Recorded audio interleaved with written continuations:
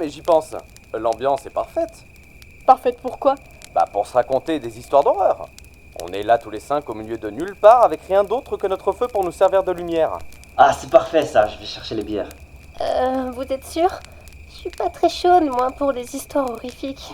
Franchement, de quoi t'as peur? Ce ne sont que des histoires à dormir debout. Rien de tout ça n'est vrai. Au contraire, beaucoup de ces histoires sont basées sur des faits réels. À tout moment, on pourrait y avoir un taré qui se ramène, l'un d'un coup, et nous tue tous. Et on serait juste bon à devenir une histoire qui se raconterait autour d'un feu de camp. Est-ce que tu en es sûr? Tu verrais ta tête? Oh, franchement, t'abuses. Hein. Regarde là, la pauvre, elle va nous faire un AVC. Par pitié, ne faites plus jamais ça. Et du coup, vous en connaissez? J'en ai peut-être une, mais je vais la garder pour la fin. Allez-y en premier. Ok, bah j'en ai une qui me vient en tête. Vas-y, on t'écoute. C'est l'histoire d'un homme qui va chez le dentiste. L'homme étant nerveux, le dentiste lui administre un sédatif pour qu'il puisse se détendre. En attendant que vous vous détendiez, lui dit le dentiste, nous pouvons parler un peu. Vous savez, j'ai un étrange pouvoir. Je peux lire le passé des gens juste à partir de leurs dents. L'homme, amusé de la situation, essaya de dire quelque chose, mais le dentiste le coupa. « Monsieur Martin, vous avez 28 ans, vous êtes marié. » Vous le saviez grâce aux dossiers médicaux, n'est-ce pas? Le dentiste continua directement sans prendre compte de ce qu'a dit le patient. Vous êtes allé au lycée High North. À l'époque, vous étiez une star grâce à votre club de foot. Petit à petit, le patient sentait qu'il s'endormait, comprenant de moins en moins la situation. Vous ne vous en souvenez probablement pas, mais à cette époque, il y avait un petit gars aux cheveux roux qui s'appelait Smith, que vous avez méchamment malmené. La dernière chose que le patient sur sa chaise, avant de s'endormir, fut le dentiste, les yeux gorgés de sang, se tenant au-dessus de sa bouche, un grand sourire aux lèvres, disant « Faites de beaux rêves ». Oh, pas mal celle-là, j'en ai presque frissonné. C'est exactement pour cette raison que je déteste les dentistes. Ouais, vous avez pas mieux? Ah, bah au moins j'ai trouvé sympa. Mais toi, ça compte pas, t'aimes tout. Mais Eh bah, propose-nous quelque chose alors, si t'es pas content. Ah, c'est vrai, je serais curieux de t'entendre. Eh bah dis donc, on critique les autres et derrière ça a pas d'idée? Ouais, bah ça va, laisse-moi 2 secondes pour réfléchir. Moi, ça me va, hein. Moins il y a d'histoires d'horreur, mieux je me porte. Ah, c'est bon, j'en ai une. Eh merde. Bon.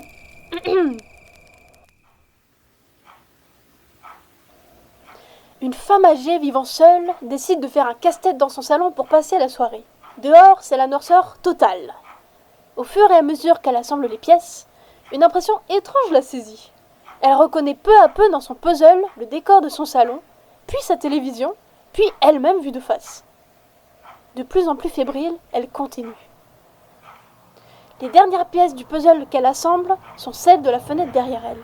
La toute dernière pièce du coin de la fenêtre montre le visage terrifiant d'un homme la regardant. En vrai, simple, efficace. Non, moi j'aime bien. Mais je pense qu'on peut encore ajouter quelque chose. Bon, avoue-le, tu veux juste que je me pisse dessus, en fait.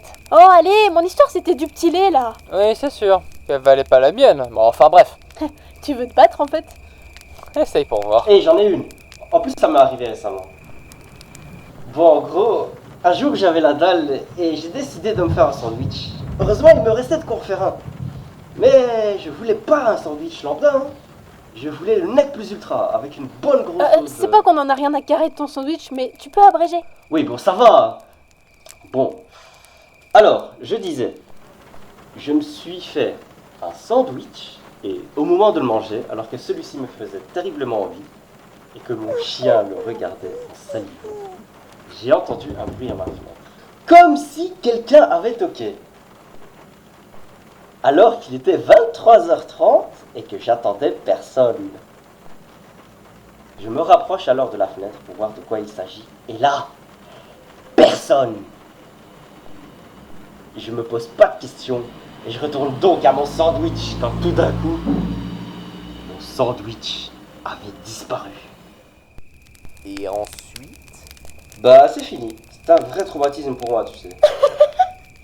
T'es vraiment nul pour raconter des histoires qui font peur. Et tu t'es pas dit que ça pouvait être ton Klebs, et pas une anomalie paranormale? Mais comment tu veux que... Ah bah oui, c'est logique en fait. Bon, on en fait une dernière. T'avais dit que tu voulais en garder une pour la fin. Ah oui, c'est vrai. Je l'avais gardé exprès. Vous savez, je me suis renseigné un peu sur ce lieu et sur la forêt. Et vous serez étonné de savoir le nombre de mystères et d'histoires sordides qui se racontent. Oh, monsieur nous met dans l'ambiance à ce que je vois. Tu sais que je vais pas dormir de la nuit avec tes conneries. Oh, ça va, tu dors avec moi ce soir, tu risques rien. C'est pour ça que tu tenais à ce qu'on vienne camper ici. Et du coup, cette légende, Bah, en vrai, c'est une vieille histoire. C'est un fait divers qui avait eu lieu il y a, 20 ans de cela, environ. Le seul truc qu'on sait de cette histoire, c'est que ça parle d'un vieil homme. Il était une fois un homme nommé David. Du haut de ses 57 ans, il était un randonneur passionné et un amoureux de mystère. Et c'est après avoir entendu parler de cette forêt, reculée et réputée hantée, qu'il décida de s'y aventurer seul. Il avait entendu des histoires effrayantes sur cet endroit, et n'importe quelle personne aurait pu passer son chemin en voyant les cimes lugubres de cette forêt. Cependant, l'appel du mystère et de l'inconnu aura été plus fort. Dès qu'il pénétra dans la forêt, il sentit une présence, ou du moins quelque chose qui semblait l'observer. Les arbres paraissaient tordus, déformés. Leurs branches semblaient s'étendre comme des bras squelettiques, comme s'ils voulaient le guider plus profondément dans ce labyrinthe d'obscurité.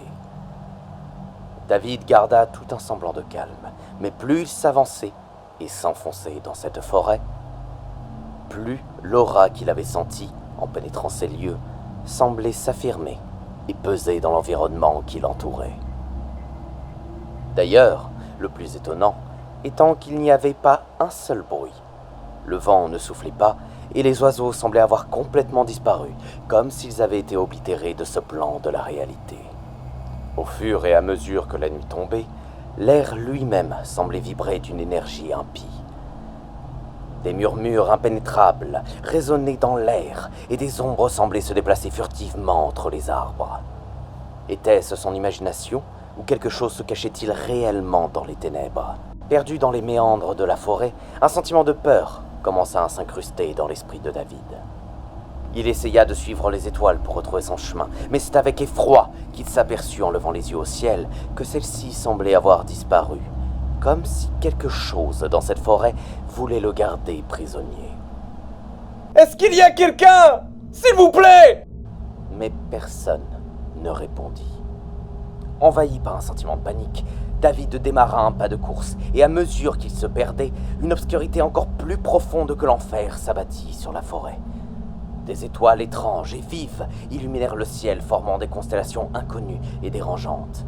Les sons étranges et semblables à des cris distordants s'élevaient des profondeurs, tandis que des figures se glissaient entre les arbres, avec des membres inhumains et des yeux perçants qui semblaient sonder l'âme de David. Les limites entre les dimensions semblaient se brouiller, et David percevait des formes se mouvant dans les coins de sa vision. Des horreurs indescriptibles se manifestent devant lui, dévoilant des vérités qui auraient dû rester à jamais dissimulées. On ne le retrouva jamais. Cependant, certaines personnes disent l'avoir croisé au détour d'un arbre, n'attendant qu'à se jeter sur vous pour vous emporter avec lui dans les ténèbres qui l'ont un jour vu englouti.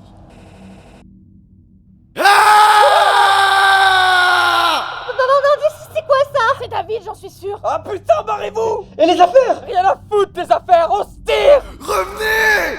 Me laissez pas avec eux, par pitié!